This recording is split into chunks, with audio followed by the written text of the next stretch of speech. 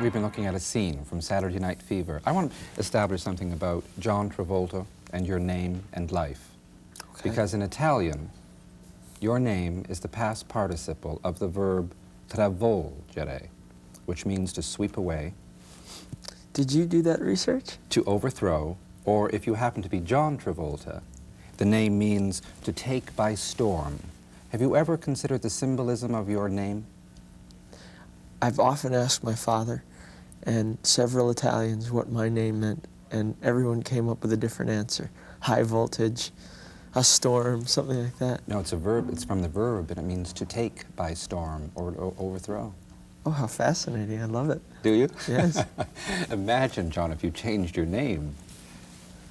You know, at one time I thought of that early on in my career, and I talked with my manager, and he said, no.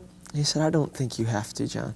And I said, why not? He said, well, you know, with names like Pacino and De Niro, he said Travolta is just. He said, he said, I like your name. I said, well, I like it too.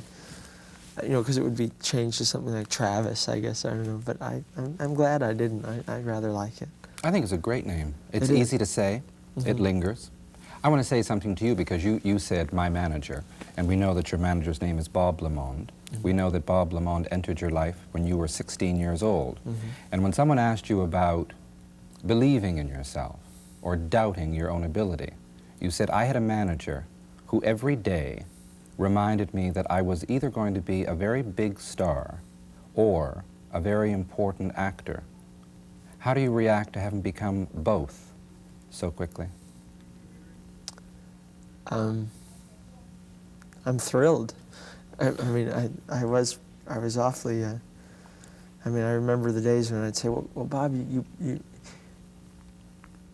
I said, I'm trying to think of exactly how I was without making myself look bad. I said, "When is it going to happen?" It's actually what I said. I worked very hard to sort of actually. To start from scratch on it, what the idea is in order to become an important actor or a star, only means that you can actually do what you'd like to do in the business. It means that you have control over your art.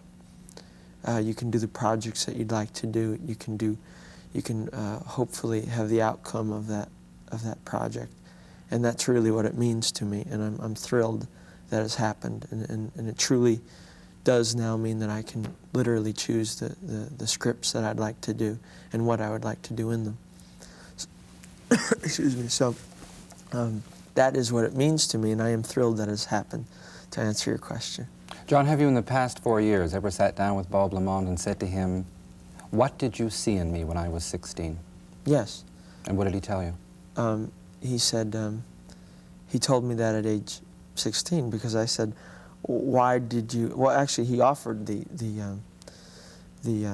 answer to that right away, and then and he said that he thought he saw me in a musical where normally I guess the part would have been very overdone and sort of very musical comedy stereotyped, and he said, gee, you know, he said you were so real. He said that it almost frightened me. He said, your sense of reality on the stage. He said, and no one would have ever attacked the part that way. He said, because I'd seen it a million times. It was Hugo in Bye Bye Birdie, right? And this was still in New Jersey. Yes, and I always approached a role as a serious actor, so I did that with a musical also, which I had only done plays before that. And so I think he was very impressed with that. And he thought I remember him saying then that he thought that I had a quality that was what he thought a star quality was like 7 years ago. It was only rough on a physical level. As far as the part, I had an idea of what I would like to do, which would make the difference. I mean, I think people are basically people throughout history. I don't think, I think personality traits only change in their veneer, you know. I mean, in the 50s it was a different. Today I think it's more direct. I mean, the way I portray Tony Manero is much more specific and up front, where in 50s they had all these, what's the word? vias or vias to communicate. The head, and, it was all these things. Instead of directly communicating to you, you used vias, as I guess were really. So I mean, I had an idea of what to do to make the difference. And the walk, for instance, the character, I made a bop for Grease, as opposed to Saturday Night, which was a sort of contemporary strut, yeah. So I mean, I knew the differences, and it's a much lighter piece. I mean, there is not the intensity that Saturday Night Fever had.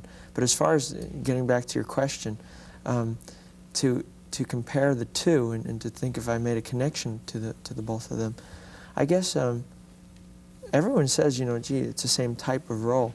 Well, if you're portraying a youth, sort of hip youth of any period, there are going to be similarities, just in some of the thinking. Except, I think, through the periods of change, again, you just change the overt physical vias and things like that. Okay, tell you what, we'll take a commercial break and come back with more of Saturday Night Fever, okay? Sure. Be right back. I want to establish something. Do you realize how many millions of us will never get on the dance floor again thanks to you? You were going to turn us into shut-ins, people who are afraid to get up and express themselves with their bodies. Does that make you happy, John? Does it make you happy we have to stay home now? Well, now that you put it that way, I guess it makes me very sad. I feel and I better. wish that the whole thing didn't happen.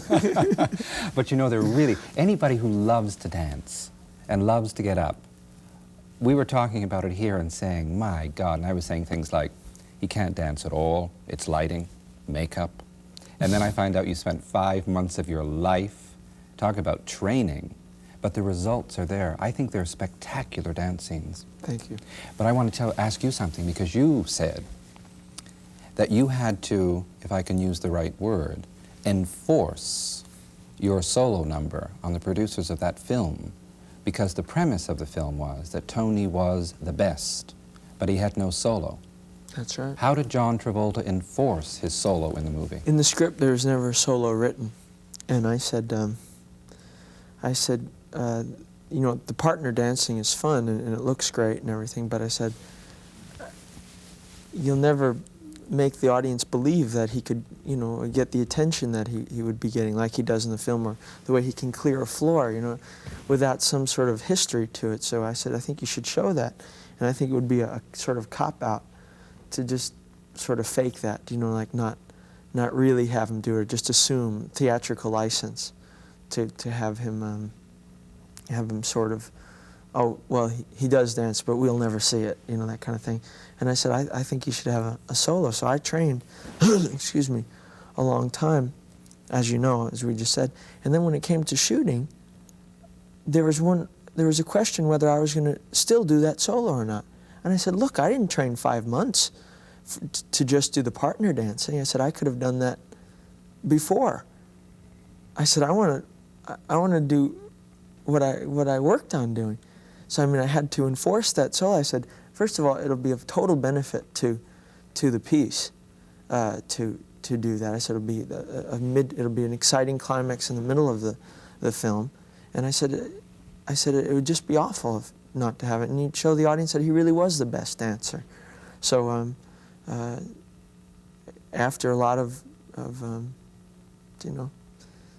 selling my solo, I got it. And, After a lot of enforcement, yes, you got it in. Yes. There's one really has to have respect for you when we realize that Midland, which is a subsidiary of the RCA record company, signed you to a very lucrative contract, and you very quickly had a song in the top 10. You did 2 albums, and suddenly there were overtures where you could go out to autograph sessions, personal appearances, perhaps take home a minimum of $25,000 an appearance, and you kept rejecting them, refusing to do them. And you said at one point, they didn't want my abilities, they wanted my presence. It wasn't based on product, it was based on the heat of the moment. It was building up personality as opposed to ability. Right. How do you deal with knowing that something is the heat of the moment, when you confide to someone that people before you, like David Cassidy, Bobby Sherman, withdrew. They withdrew from the business because they just couldn't take it anymore. Have you been protecting yourself all along, based on the heat of the moment? I'm not sure what. When you refuse to do those things, I mean, right, you made the decision in the middle of all of this not to take home $25,000 every time you showed up at a plaza or a record store, Right. but to tour in a production of Bus Stop, to do the William Inge play. Was that your decision, or did Bob Lamond, your manager, say, now here's what you've got to do, John, you've got to show them you are not a flash in the pan, this is not the heat of the moment, you're an actor. Who made the decisions? Who guided you into proving you had more ability than you were being allowed to show? I did. I had my agent and manager offered many alternatives for the summer, and I had already made the album, and I did the album out of total pleasure. I mean, I just wanted to, because I do sing, and I've trained at singing, so I thought I would do an album, and I had fun doing it. And they said, well, you know, the William Morris agent said you could cash in on that and go off and do summer concert things. And I said, well, I don't have an act, and I wouldn't be very good just sitting up there and doing it. And they said, well, it could bring in a lot of money, John. And you know, I talked to Bob, and I said, you know, I really would like to do a play. I haven't been on the stage in a year and a half. The last time I'd been on the stage was on Broadway, doing Over Here, the Andrews Sisters show. So I was anxious to get back in front of a live audience again. And I said, you know, with the same power, I could choose whatever play I'd like to do and get to do what I want to do. So in other words, I took that same thing that was offered to me. Of course, it would mean much less money, and practically none, by the time you go out on the road, like we were talking before. And it meant that I could choose the play and also choose the cast. And I chose both my sisters to be in the play with me. And it was a glorious summer. I mean, I enjoyed it so much. I mean, there was the opening night in Maine, and they stood. There was a standing ovation at the end of the play. And I don't think I ever remember feeling as exhilarated and excited and glad to be an artist and thrilled that I had made my choice of going back on the stage. And it was also worth it. And I said, this is it. I mean, you know. You were confident that the acclaim and the ovation was for your performance as Bo? Oh, absolutely. Because I don't think any audience was expecting me to see anything else but Vinnie Barbarino. And when they saw Bo Decker, a cowboy from the West, out there that didn't show a bit of Vinnie, I think they were impressed. And by the reviews and everything, they saw that I was acting in both. Okay, we'll take another break, okay? Okay. Be right back. That part that my mother did, which we made up. We're talking about the fact that John Travolta's mother has a very touching and quite wonderful scene in Saturday Night Fever, which did you have anything to do with her being cast, John?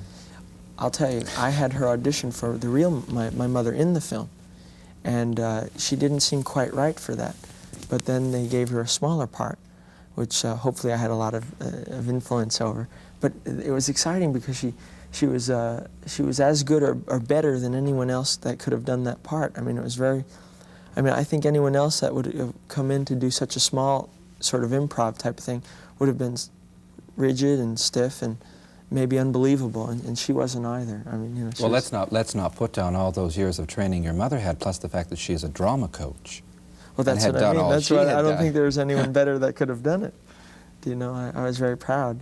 And your sister, as the girl behind the pizza counter? Yes, and she was perfect in what she did. I mean, I felt very proud that the people that I was supporting to be in the cast were as good and probably better than anyone else that could have done it. So I was excited. I find it interesting because we talk about acting and the success of Saturday Night Fever and the fact that Grease is a fait accompli and is finished.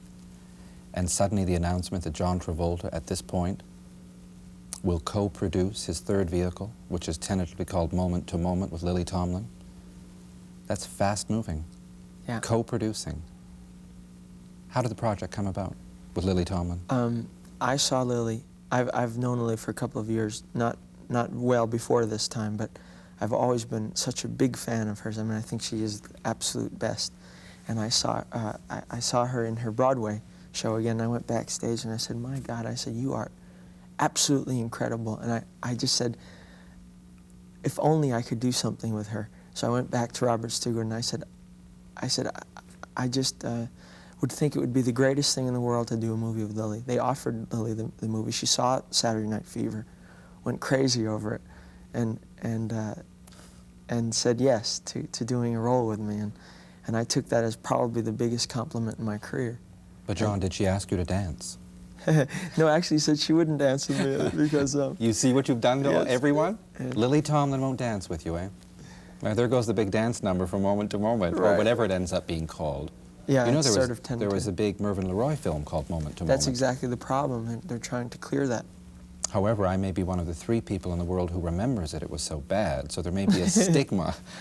It was the film that sent Gene Seberg back to Paris for good after that. When are you going to go ahead with it? Spring? April 1st. April 1. April 1. And I'm so excited, I can't tell you. I mean, I'm nervous about working with her because I think she's so good. But she feels the same way, so I'm terribly complimented. Equality for both of you. I thank you. Thank you.